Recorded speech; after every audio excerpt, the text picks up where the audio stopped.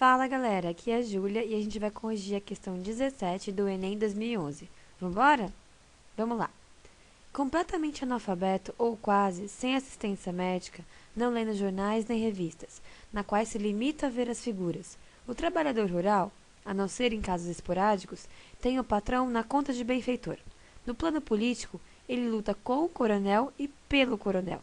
Aí estão os votos de cabresto, que resultam em grande parte da nossa organização econômica rural. Gente, já temos uma dica. Voto de cabresto, tudo bem? Acontece principalmente durante o primeiro período da nossa república, certo? É um tipo de manipulação, tudo bem? Que fazia com que os trabalhadores rurais, no caso, sempre votassem a favor do seu coronel, tudo bem? Vamos lá. O coronelismo, então era disso que a gente estava falando, tá? Fenômeno político da Primeira República, aqui, lembrando, certo? Então tem a ver aqui com o voto de cabresto. Tinha como uma das suas principais características o controle do voto, o que limitava, portanto, o exercício da cidadania. Nesse período, esta prática estava vinculada a uma estrutura social. Então ele está perguntando qual é a estrutura social da Primeira República, certo? Tudo bem? Vamos para as alternativas. Vamos lá. Letra A. Era uma sociedade igualitária, com um nível satisfatório de renda, de distribuição de renda.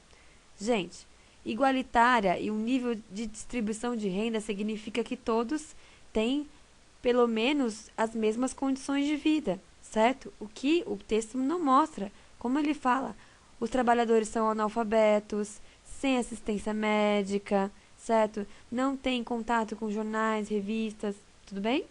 É uma grande diferença da vida, por exemplo, do coronel, certo? Então, não estamos numa sociedade igualitária, ou seja, letra A, incorreta.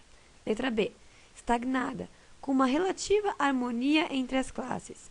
Mesmo que ela realmente seja uma sociedade estagnada, não existe uma certa harmonia entre as classes. A gente não viu que o coronelismo é uma das formas de manipulação da população, principalmente a rural, a analfabeta, certo? Então, isso constrói uma diferença de cidadania entre os coronéis e os trabalhadores rurais, certo? Então, a harmonia que existe não existe na sociedade, tudo bem? Então, letra B, incorreta. Vamos lá. Letra C. Tradicional, com a manutenção da escravidão nos engenhos como forma de produtiva típica. Certo? Gente, a escravidão no Brasil, olha só, ela termina, né, a abolição da escravatura acontece em 1888, um ano antes de começar a República, certo? Então, se a gente está falando da República, obviamente a escravidão não existe mais. Então, letra C, incorreta. Letra D. Ditatorial, perturbada por um constante clima de opressão mantido pelo exército e pela polícia. Gente, ele cita exército e polícia aqui? Não, certo? Não que eles não existam e não que não sejam órgãos de opressão. De certa maneira são, mas não é assim que um coronel lida com os seus trabalhadores, certo?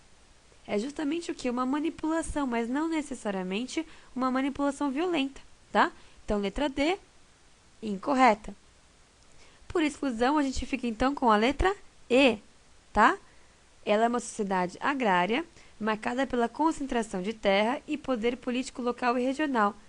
Exatamente, agrária. A gente não viu que o trabalhador é o trabalhador rural?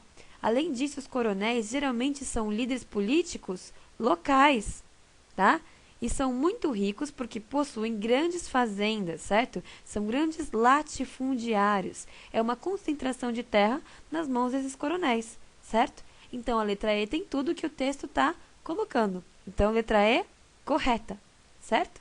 Então, tem uma questão que fala, que mescla conhecimento de história, mas que também tem muito de interpretação de texto, correto? Galera, bons estudos e até mais!